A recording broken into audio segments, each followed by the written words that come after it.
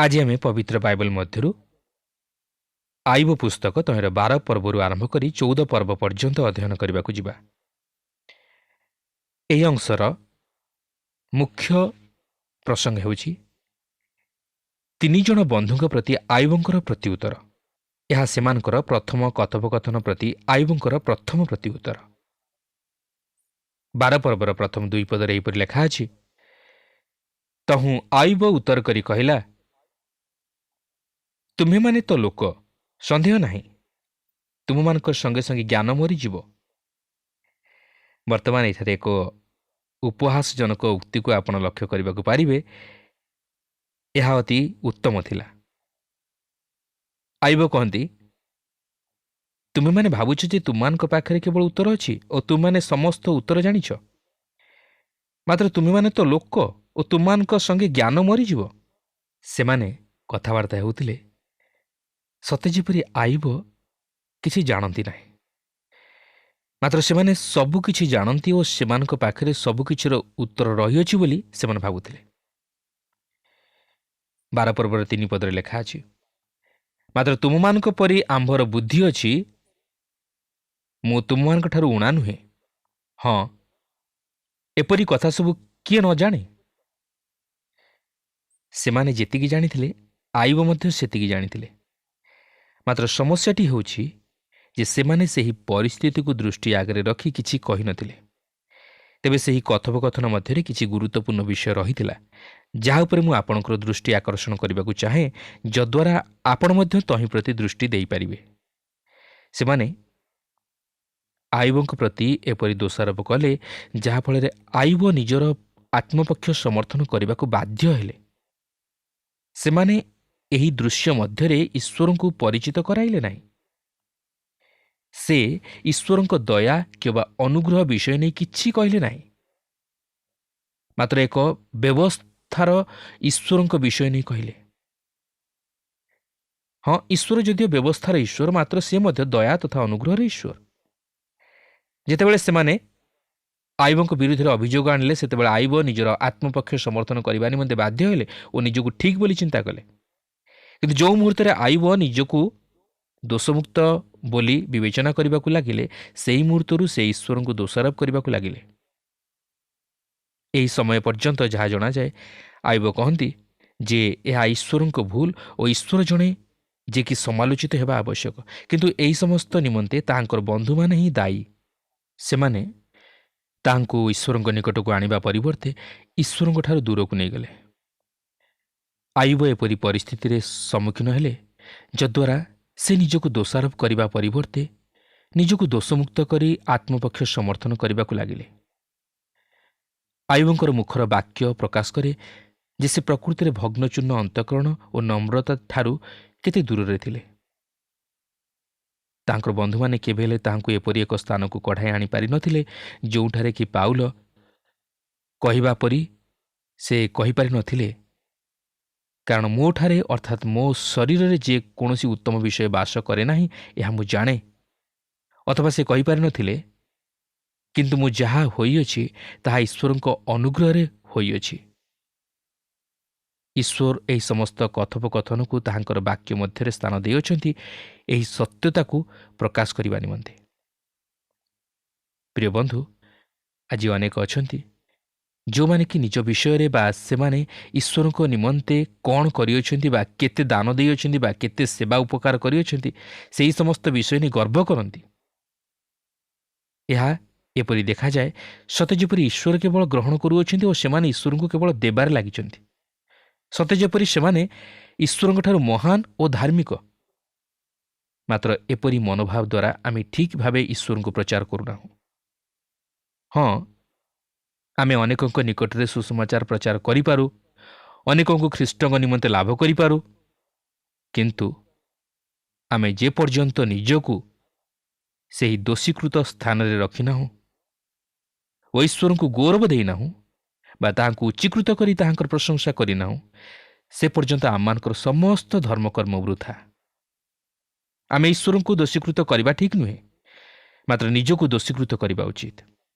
आमे ईश्वर को प्रश्न करबा उचित नुहे, ମାତ୍ର ନିଜକୁ ପ୍ରଶ୍ନ କରିବା ଉଚିତ ଓ ନିଜର ଜୀବନକୁ ସମୀକ୍ଷା କରିବା ଉଚିତ।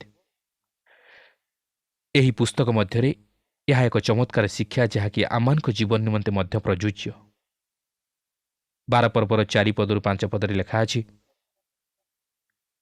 ମୁଁ ପ୍ରତିବାସୀର ହାସ୍ୟାସ୍ପଦ ଲୋକତୁଲ୍ୟ ହୋଇଅଛି। ସେ ପରମେଶ୍ୱରଙ୍କୁ ଡାକନ୍ତେ, ସେ ତାହାକୁ ଉତ୍ତର ଦେଲେ। ଧାର୍ମିକ ସିଦ୍ଧ ଲୋକ ହାସ୍ୟାସ୍ପଦ ହୋଇଅଛି। ସୁଖରେ ଥିବା ଲୋକର ବୋଧରେ ବିପଦ ତୁଚ୍ଛନୀୟ। ଯେଉଁମାନଙ୍କର ପାଦ ଖସିଯାଏ ସେମାନଙ୍କ ନିମନ୍ତେ ତାହା ପ୍ରସ୍ତୁତ। ଆଇବ ଏଠାରେ ତାହାଙ୍କର ବନ୍ଧୁମାନଙ୍କୁ କହିବାକୁ ଚାହାନ୍ତି, ତୁମେମାନେ ଅତି ସୁଖରେ ରହିଅଛ ଓ ତୁମେମାନେ ମୋତେ ମୋହର ଏହି ପ୍ରକାର ପରିସ୍ଥିତିରେ ଉପଦେଶ ଦେଉଅଛ। ମାତ୍ର ତୁମମାନଙ୍କ ମୁଖରେ ମୋ ପ୍ରତି ସାନ୍ତ୍ୱନାଜନକ ବାକ୍ୟ ନାହିଁ। ତୁମେମାନେ ମୋତେ ପରିହାସ କରି ଜାଣ, ମାତ୍ର ସାନ୍ତ୍ୱନା ଦେଇ ଜାଣ ନାହିଁ। ପ୍ରକୃତରେ ଆଇବ ତାହାଙ୍କର ସେହି କ୍ଲେଶର ସମୟରେ ସାନ୍ତ୍ୱନା ଅପେକ୍ଷା କରୁଥିଲେ, ମାତ୍ର ତାହାଙ୍କର ବନ୍ଧୁମାନେ ତାହାଙ୍କୁ ସାନ୍ତ୍ୱନା ଦେବା ପରିବର୍ତ୍ତେ ତାହାଙ୍କ ପ୍ରତି ଦୋଷାରୋପ କରିବାକୁ ଲାଗିଲେ। ତେଣୁକରି ଏହି ପୁସ୍ତକର ଅବଶିଷ୍ଟ ଅଂଶରେ ଆମେ ଦେଖିବାକୁ ପାରିବା ଯେ ଆଇବ ତାହାଙ୍କର ବନ୍ଧୁମାନଙ୍କ ବିଷୟ ନେଇ କହିଚାଲନ୍ତି ଯେ ସେମାନଙ୍କର କୌଣସି ଅଧିକ ଜ୍ଞାନ ନାହିଁ, କିମ୍ବା ସେମାନେ କେବଳ ଯେ ଈଶ୍ୱରଙ୍କ ବିଷୟରେ ଜାଣନ୍ତି ତାହା ନୁହେଁ, ଆଇବ ମଧ୍ୟ ଈଶ୍ୱରଙ୍କୁ ଜାଣନ୍ତି ଓ ମନୁଷ୍ୟମାନଙ୍କର ଘଟଣା ନେଇ ଈଶ୍ୱରଙ୍କର ଶକ୍ତି ବିଷୟରେ ଜାଣନ୍ତି।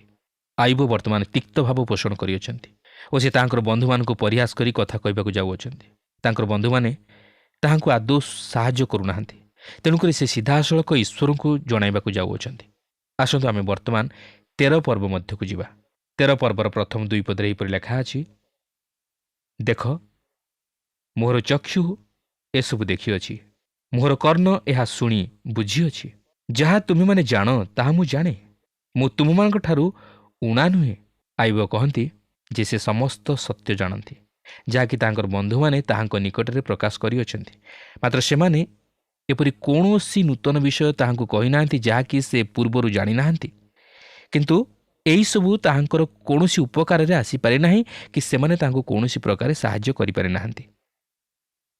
3 ପଦରେ ଲେଖା ଅଛି, ନିଶ୍ଚୟ ମୁଁ ସର୍ବଶକ୍ତିମାନଙ୍କୁ କହିବାକୁ ଇଚ୍ଛା କରେ ଓ ମୁଁ ପରମେଶ୍ୱରଙ୍କ ସହିତ ଯୁକ୍ତି କରିବାକୁ ବାଞ୍ଛା କରେ।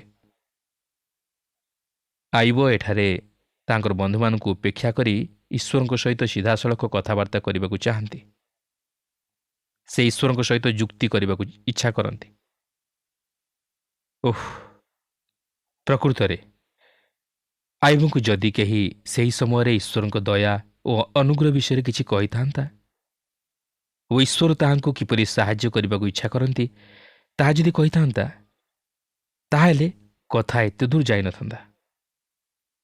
4 ପଦରେ ଲେଖା ଅଛି, ମାତ୍ର ତୁମେମାନେ ମିଥ୍ୟା ବାକ୍ୟ ରଚକ, ତୁମେ ସମସ୍ତେ ମୂଲ୍ୟହୀନ ବୈଦ୍ୟ।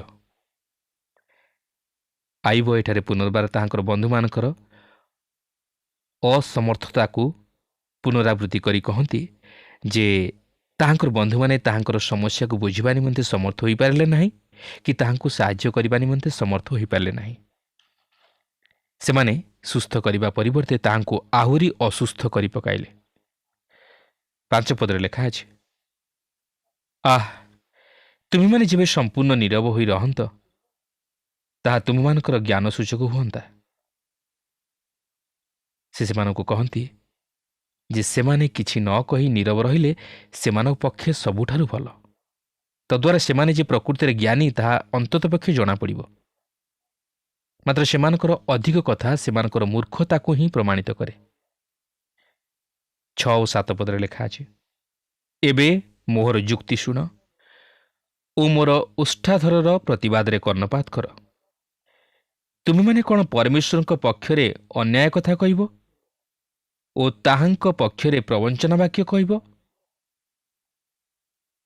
ଏଠାରେ ଆଇବ ତାହାଙ୍କର ବନ୍ଧୁମାନଙ୍କୁ ହିଁ ଏହିପରି କହନ୍ତି, କାରଣ ସେ କହନ୍ତି ଯେତେବେଳେ ସେମାନେ ତାହାଙ୍କ ପ୍ରତି ଦୋଷାରୋପ କରି କହନ୍ତି ଯେ ତାହାଙ୍କଠାରେ ପାପ ଅଛି ଓ ସେହି ପାପ ଲାଗି ସେ ଏହିପରି କ୍ଲେଶ ଭୋଗ କରୁଅଛନ୍ତି ଓ ଈଶ୍ୱର ତାହାଙ୍କର ବିଚାର କରୁଅଛନ୍ତି, ତଦ୍ୱାରା ସେମାନେ ଈଶ୍ୱରଙ୍କ ବିରୁଦ୍ଧରେ ପ୍ରବଞ୍ଚନାଜନକ କଥା କହୁଅଛନ୍ତି। ସେମାନେ ଈଶ୍ୱରଙ୍କୁ ଯେଉଁପରି ଭାବେ ଉପସ୍ଥାପିତ କରିବା କଥା ସେହିପରି ଭାବେ କରିପାରୁନାହାନ୍ତି। ଆଇବ ମଧ୍ୟ ସେମାନଙ୍କୁ ଭଲ ଭାବେ ଜାଣିଥିଲେ ଯେ ସେମାନେ ପ୍ରକୃତରେ ଈଶ୍ୱରଙ୍କର ପ୍ରତିନିଧି ନୁହନ୍ତି। ସେମାନେ ଆଇବଙ୍କୁ ସାହାଯ୍ୟ କରିପାରିଥାନ୍ତେ ଯଦି ସେମାନେ ଆଇବଙ୍କୁ ସେହିପରି ସ୍ଥାନକୁ ଆଣିପାରିଥାନ୍ତେ ଯେଉଁଠାରେ କି ଆଇବ ନିଜକୁ ଦୋଷୀକୃତ କରିପାରିଥାନ୍ତେ ଓ ସେ ନିଜେ ନିଜକୁ ଭଲ ଭାବେ ଜାଣିପାରିଥାନ୍ତେ ଓ ନିଜର ଜୀବନକୁ ସମୀକ୍ଷା କରିପାରିଥାନ୍ତେ। କିନ୍ତୁ ତହିଁ ପରିବର୍ତ୍ତେ ସେମାନେ ତାହାଙ୍କୁ ଏପରି ଏକ ସ୍ଥାନରେ ଆଣି ପହଞ୍ଚାଇଲେ ଯେଉଁଠାରେ କି ସେ ନିଜେ ନିଜର ଆତ୍ମପକ୍ଷ ସମର୍ଥନ କରିବାକୁ ବାଧ୍ୟ ହେଲେ। କିନ୍ତୁ ଏହି ସମସ୍ତ ଈଶ୍ୱରଙ୍କ ଦୃଷ୍ଟିରେ ମନ୍ଦ ବିଷୟ ପରି ଜଣାଯାଏ। ଏହା ଏପରି ଜଣାଯାଏ ସତେ ଯେପରି ଈଶ୍ୱର ଏହି ସମସ୍ତ ବିଷୟ ନିମନ୍ତେ ଦାୟୀ। 8-10 ପଦରେ ଲେଖା ଅଛି, ତୁମେମାନେ କ'ଣ ତାହାଙ୍କର ମୁଖାପେକ୍ଷା କରିବ? ତୁମେମାନେ କ'ଣ ପରମେଶ୍ୱରଙ୍କ ପକ୍ଷରେ ବିରୋଧ କରିବ? ସେ ଯେ ତୁମମାନଙ୍କୁ ପରୀକ୍ଷା କରିବେ, ଏହା କି ଭଲ? କିଏ ବା କେହି ଯେପରି ମନୁଷ୍ୟକୁ ଭୁଲାଏ ସେପରି ତୁମେମାନେ କ'ଣ ତାହାଙ୍କୁ ଭୁଲାଇବ? ତୁମେମାନେ ଗୋପନରେ ମୁଖାପେକ୍ଷା କଲେ ସେ ଅବଶ୍ୟ ତୁମମାନଙ୍କୁ ଅନୁଯୋଗ କରିବେ। ଆଇବ କହନ୍ତି ଯେ ସେମାନେ ଈଶ୍ୱରଙ୍କୁ ଭୁଲ ଭାବେ ଉପସ୍ଥାପିତ କରୁଥିବାରୁ ଈଶ୍ୱର ସେମାନଙ୍କର ବିଚାର କରିବାକୁ ଯାଉଅଛନ୍ତି। 11-14 ପଦ ମଧ୍ୟରେ ଲେଖା ଅଛି, ତାହାଙ୍କର ମହତ୍ଵ କ'ଣ ତୁମମାନଙ୍କୁ ଭୀତ କରିବ ନାହିଁ ଓ ତାହାଙ୍କର ଭୟଙ୍କରତା କ'ଣ ତୁମମାନଙ୍କ ଉପରେ ପଡ଼ିବ ନାହିଁ? ତୁମମାନଙ୍କ ସ୍ମରଣୀୟ ବଚନମାଳା ଭସ୍ମରୂପ ପ୍ରବାଦ ଅଟେ। ତୁମମାନଙ୍କର ଦୁର୍ଗ ସବୁ କର୍ଦ୍ଦମର ଦୁର୍ଗ ଅଟେ। ତୁମେମାନେ ନୀରବ ହୁଅ, ମୋତେ ଛାଡ଼, ମୁଁ କଥା କହିବି। ତହିଁରେ ମୋର ଯାହା ହେବ ହେଉ। ମୁଁ କାହିଁକି ଆପଣା ଦନ୍ତରେ ଆପଣା ମାଂସ ଧରିବି ଓ ଆପଣା ହସ୍ତରେ ଆପଣା ପ୍ରାଣ ରଖିବି?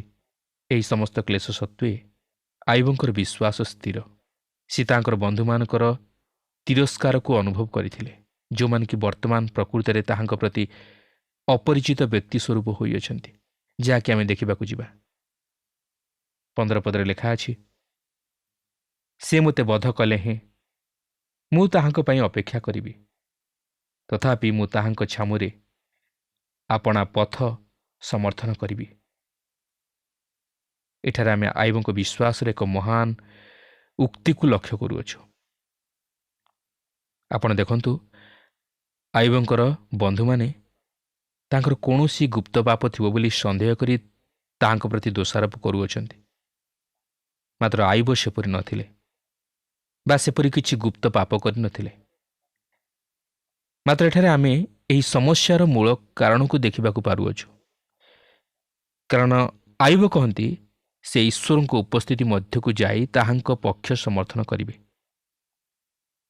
କିନ୍ତୁ ପ୍ରିୟ ବନ୍ଧୁ, ଯେଉଁ ମୁହୂର୍ତ୍ତରେ ଆପଣ ତାହା କରିବେ ସେହି ମୁହୂର୍ତ୍ତରେ ଈଶ୍ୱର ଆପଣଙ୍କୁ ନିରପରାଧୀ ବୋଲି ଗଣନା କରିବେ ନାହିଁ ଓ ଆପଣ ବିଫଳ ହେବେ। କାରଣ କୌଣସି ମନୁଷ୍ୟ ଈଶ୍ୱରଙ୍କ ନିକଟରେ ନିଜର ଧର୍ମକର୍ମ ନେଇ ଧାର୍ମିକ ବୋଲି ବିଚାରିତ ହୋଇପାରିବ ନାହିଁ, କାରଣ ସେ ଆପଣଙ୍କର ଦୁର୍ବଳତା ସବୁ ଜାଣନ୍ତି। ଆପଣ କେବଳ ତାହାଙ୍କ ନିକଟରେ ଅନୁଗ୍ରହ ପ୍ରାର୍ଥନା କରିପାରିବେ, ମାତ୍ର ନିଜର ଆତ୍ମପକ୍ଷ ସମର୍ଥନ କରିପାରିବେ ନାହିଁ। କାରଣ ମନୁଷ୍ୟ ମାତ୍ରେ ହିଁ ଦୁର୍ବଳ, ସେ ସ୍ୱଭାବତଃ ପାପୀ। ଆପଣ ଦେଖିବାକୁ ପାରୁଥିବେ, ଆଇବ ନିତାନ୍ତ ପକ୍ଷେ ଜଣେ ବ୍ୟକ୍ତିଙ୍କୁ ଆବଶ୍ୟକ କରନ୍ତି ଯିଏକି ତାହାଙ୍କ ନିକଟରେ ଈଶ୍ୱରଙ୍କୁ ବାସ୍ତବ ଭାବରେ ଉପସ୍ଥାପିତ କରିପାରିବେ ଓ ତାହାଙ୍କୁ ଈଶ୍ୱରଙ୍କ ନିକଟରେ ନିଜର ଆତ୍ମପକ୍ଷ ସମର୍ଥନ କରିବାର ଚେଷ୍ଟାରୁ ଦୂରେଇ ରଖିବେ। କେହି ଜଣେ ତାହାଙ୍କୁ ଦେଖାଇବାର ଅଛି ଯେ ସେ ଈଶ୍ୱରଙ୍କ ଅନୁଗ୍ରହ ଉପରେ ନିଜକୁ ସମର୍ପଣ କରିଦେବା ଉଚିତ। ବାସ୍ତବରେ ଏଠାରେ ଆମକୁ ମଧ୍ୟ ଚମତ୍କାର ଶିକ୍ଷା ମିଳେ। 16 ପଦରେ ଲେଖା ଅଛି, ଏହା ହିଁ ମୋହର ମୁକ୍ତି ସ୍ୱରୂପ ହେବ, କାରଣ ଅଧାର୍ମିକ ଲୋକ ତାହାଙ୍କ ଛାମୁକୁ ଆସିବ ନାହିଁ। ସେ ଯାଉନା କାହିଁକି, ଆଇବଙ୍କ ଜୀବନରେ ସେହି ଆଲୋକ ଉଦିତ ହେବାର ଆମେ ଲକ୍ଷ୍ୟ କରିବାକୁ ଯାଉଅଛୁ। ସେ ସେହି ପରିତ୍ରାଣର ଅପେକ୍ଷା କରୁଥିଲେ, ଆଉ ତାହା ଈଶ୍ୱରଙ୍କ ଠାରୁ। ସେ ସେହି ମୁକ୍ତିର ଅପେକ୍ଷାରେ ଥିଲେ।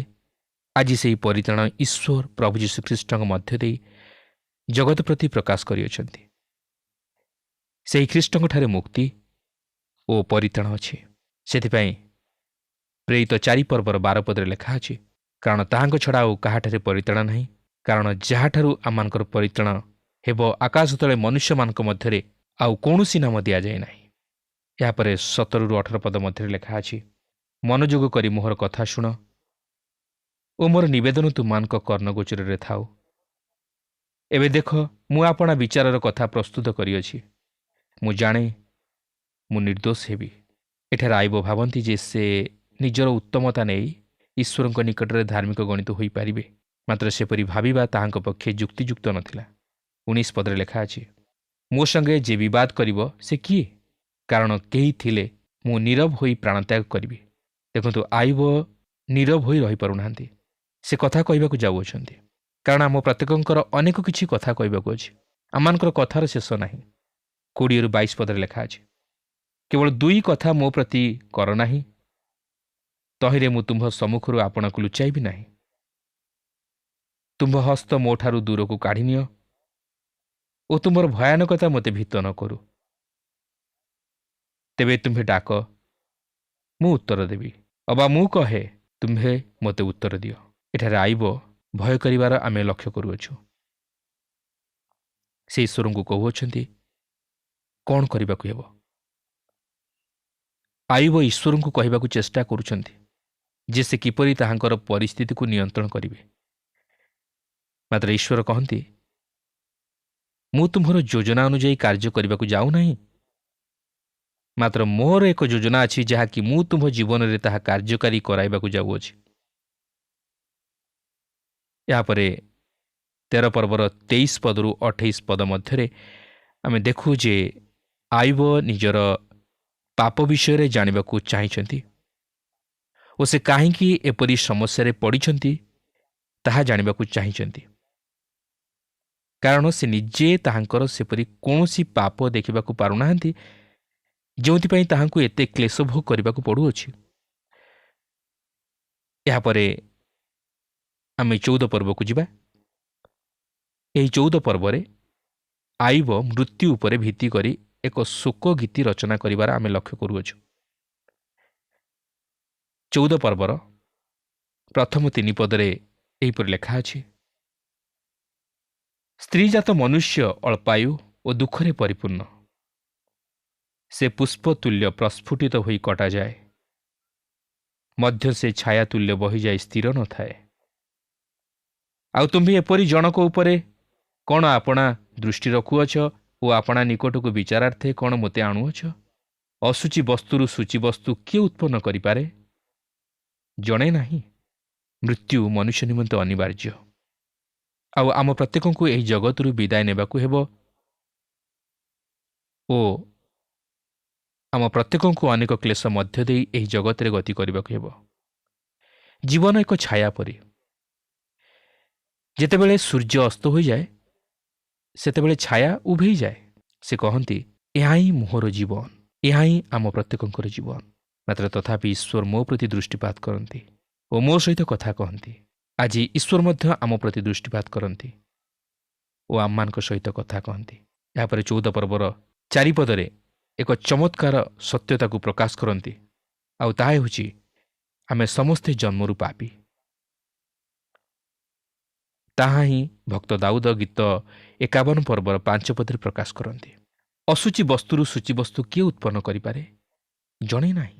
ଏହାପରେ 14 ପର୍ବର 7 ପଦରୁ 10 ପଦ ମଧ୍ୟରେ ସେ କହନ୍ତି ଯେ ଜଣେ ବ୍ୟକ୍ତି ଏହି ଜଗତରେ ଅତି ଚମତ୍କାର ସଫଳତା ଲାଭ କରିପାରେ ଓ ପ୍ରସିଦ୍ଧ ବ୍ୟକ୍ତି ହୋଇପାରେ, ମାତ୍ର ତାହାପରେ ତାହାର ଆଉ ସତ୍ତା ନଥାଏ।